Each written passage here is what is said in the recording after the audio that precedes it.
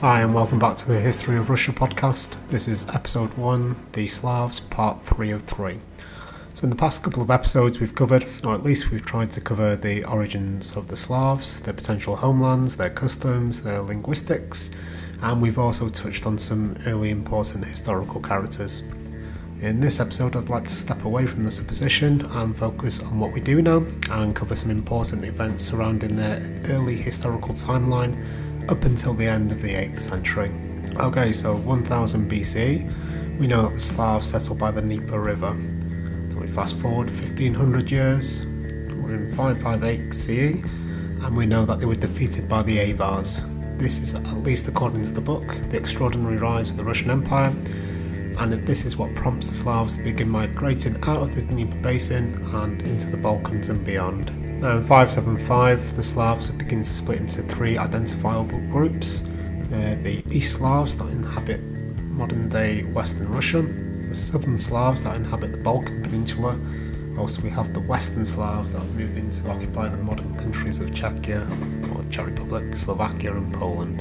In 578, the Southern Slavs reach as far as the Peloponnese in Greece. This is whilst raiding into the Byzantine Empire. 582, the Southern Slavs do eventually begin to settle in Greece, and they're settling around Salonika. In 585, the Southern Slavs march on to Constantinople. However, they're driven off by the Roman defence before being able to lay siege. This is around the same time that the Bulgar and Southern Slavs begin to intermingle, and at this point historians begin to have difficulty separating Bulgarian and Slavic settlements as the cultures begin to become so fused, with Slavic eventually, although not for a number of centuries yet, becoming the lingua franca of the area that corresponds to modern-day Bulgaria. In 612 CE, Southern Slavs invade Greece and reach Thessalonica, and then between 623 and 658 we have the reign of Samo. Now Samo is the first recorded king or emperor of the Slavs.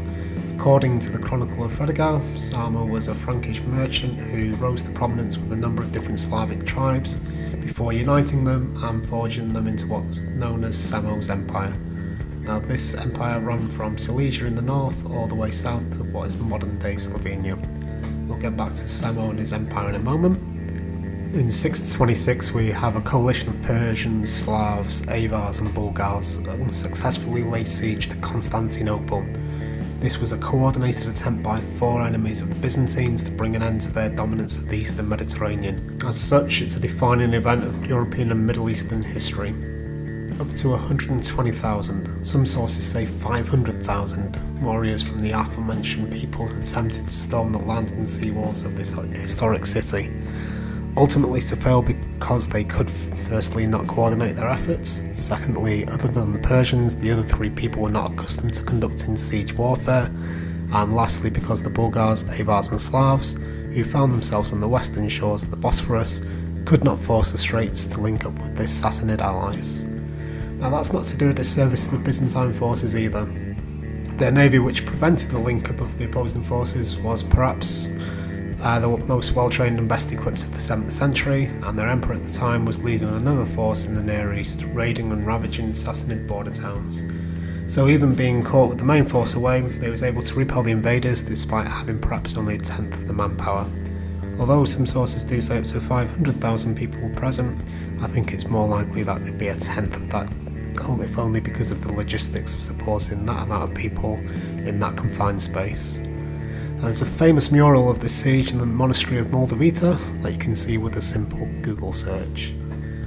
In 631, Samo defeats the Franks during the Battle of Waitsburg. According to the contemporary Chronicle of Fredegar, the Battle of Vogelsberg was a battle between the Slavs under their king or emperor Samo and the Franks under King Dagobert I in 631. The Frankish armies advanced into the area of the Slavic tribal union in three streams: the Alemanni, the Lombards and the Austrasian Franks. The first two columns were quite successful, however the main fighting force was defeated in a 3-day battle near a place referred to as Vatiksburg, hence where it gets its name. Now the site of the battle cannot be successfully located because the source, Fredegar's Chronicle, gives no geographical specifications. Thus a lot of the places connected with the battle, usually based on linguistic parallels and some excavations such as Rubin Hill, in Bohemia, or Ulster's Tale in Carden, which again is in Bohemia. Then we also have Bratislava, Trenčín, Bakov and the Var River, which are also as suitable candidates.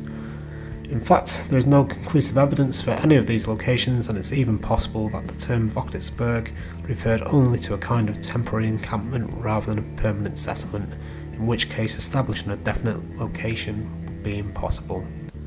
Now, this is another defining moment of early Slavic history.